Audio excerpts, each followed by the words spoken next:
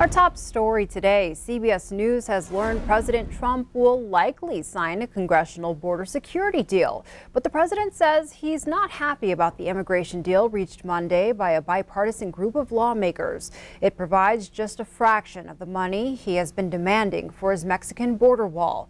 Lawmakers have until midnight Friday to craft a plan the president would approve to avoid another partial government shutdown. A New York federal jury convicted the Mexican crime lord known as El Chapo on drug and money laundering charges that could keep him in prison for the rest of his life. During the 3-month trial, more than 50 witnesses testified. Joaquin El Chapo Guzman, including 13 former associates who claimed he used violence and bribes to protect his drug pipeline.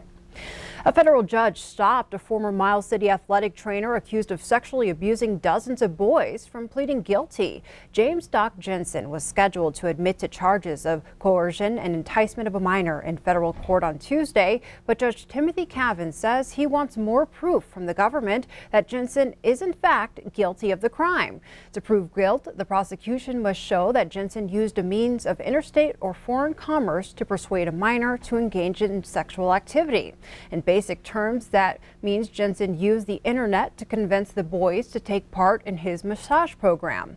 Court documents state Jensen used the program to sexually molest young male athletes under the promise of increased athletic performance.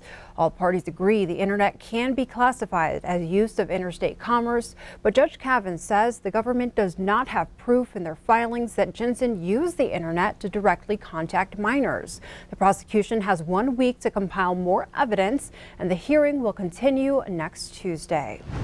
Going on special assignment, you might not realize it, but Interstate 90, which runs across Montana from east to west, also acts as a major corridor for drug traffickers.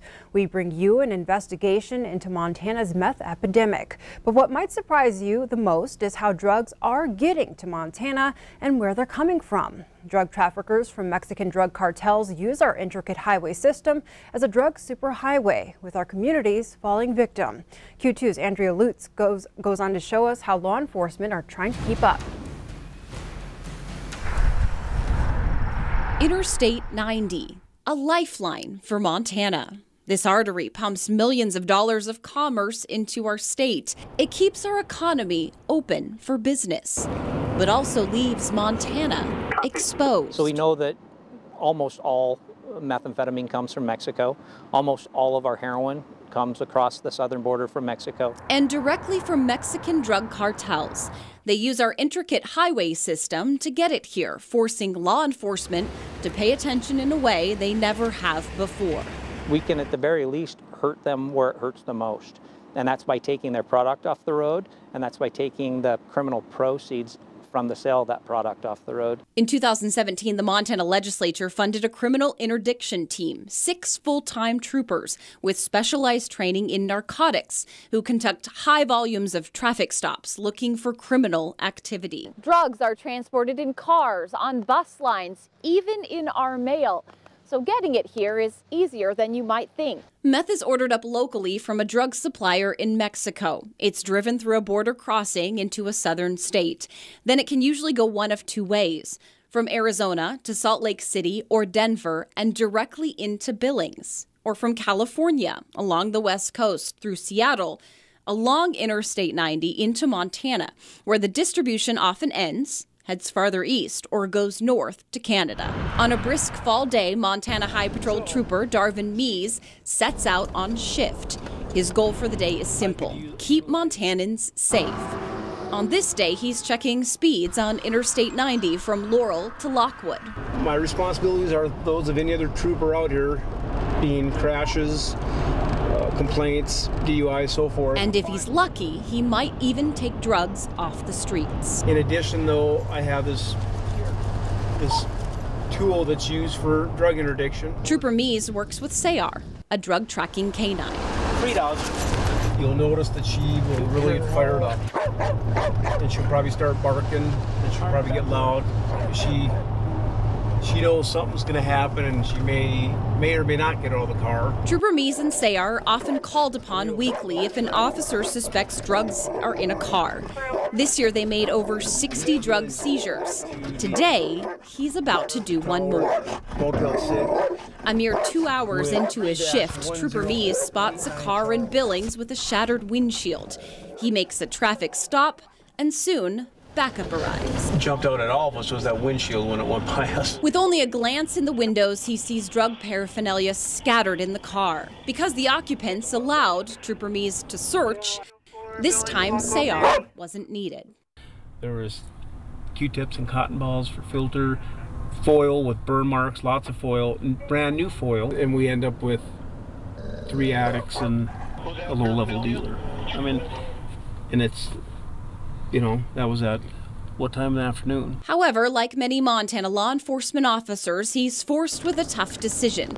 The Yellowstone County Jail is full. Only violent offenders allowed, which means the drugs are seized and the occupants are free to go. The next best thing is to get them a court date, get them in front of a judge at some point here in the near future, and hopefully that'll get them down the road to maybe drug court. These drugs are likely from a Mexican cartel. They're next admitted into evidence to build a case. Scales, foil, scoops, 7 grams of methamphetamine. Just so crystal white. Even heroin. Yeah, that's what they're calling it. Chocolate, yep. Now, at least, it's off the streets.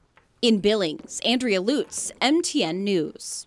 Along with using our interstates to bring drugs to Montana, we are also learning that traffickers are using creative ways to avert law enforcement as they bring it here in cars. We dive into part 2 of Montana's drug superhighway tonight right here on Q2. Turning to health news, Gallatin City County Health Authorities now confirm there are new cases of mumps in 2 public schools. 3 children recently diagnosed attend Emily Dickinson Elementary School and Chief Joseph Middle School. Students most at risk for contracting mumps are being identified and infection control measures recommended by CDC are being implemented. Health experts say mumps can be serious, but the use of vaccines and disease control measures make the most serious complications very rare. Montana law mandates that kids are vaccinated against mumps unless they qualify for an exemption. It appears Montana Governor Steve Bullock is headed to Iowa later this week, which could signal a possible White House run. Online newspaper Politico shared the news Tuesday night, saying he's headed east as he considers a run for the Democratic presidential nomination. So far, at least 7 Democrats have thrown their hats in the ring.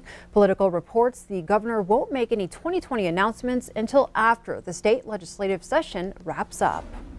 Your annual motor vehicle registration fee could be going up in an effort to support state parks and fishing access. The state Senate endorsed the bill on Tuesday, which raises the fee from $6 to $9 a year.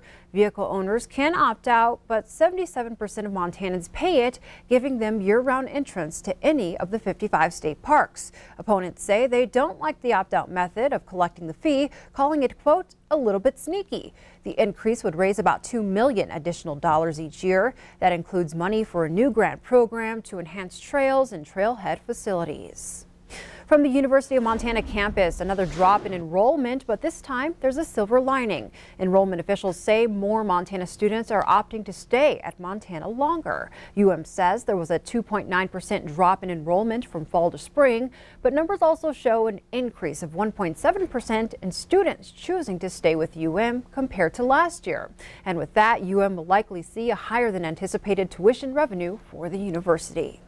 Meanwhile, UM students engineered an idea to combat student hunger on campus, and after 6 months of planning, the UM food pantry is now open. The pantry was started by students for students. It's still early in the inception, but the pantry is taking anything they can with the plan of filling some gaps later. The UM food pantry is open on Tuesdays from 9 until 2 and Friday from 10 to 5.